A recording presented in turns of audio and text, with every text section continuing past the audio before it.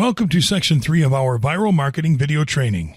In this section, we will talk about getting viral ideas before creating your first post, the anatomy of a viral post, and posting your viral content like a pro. We hope you enjoy and get the most out of this training section. Getting viral ideas before creating your first post. Although we told you that viral content needs to be emotional to become viral, there is not too much that can be said about what is bound to become viral. There is not a surefire way to know if something will become wildly popular just by looking at it. Things that seem insignificant can become huge overnight hits without anybody seeing it coming. The same happens with stuff that looks like the kind of thing that is supposed to make a lot of noise online, but never quite manages to do so. The good news is that there is so much content online that you can just go and take a peek at what can become viral to get ideas before creating a would-be viral post. This video mainly deals with ways in which you can spy on trending topics to get a fresh idea about the things that you can capitalize upon at any given moment in time, because something that is in everybody's mouth today won't be there tomorrow, so you better get prepared for it.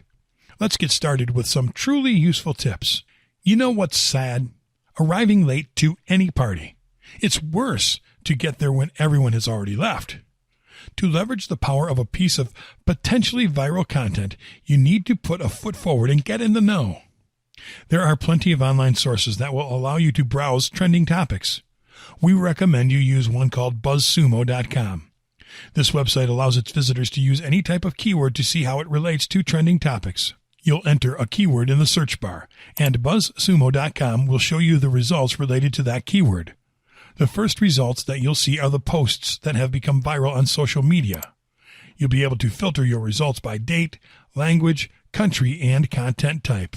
Another great place to look at what is trending now is Google Trends. You can access the service by going to google.com/trends. On the front page, you'll see data gathered from the most popular topics for the present date, and you can scroll down to see what stories are trending now around the web. You can select a category and a country to filter trending stories.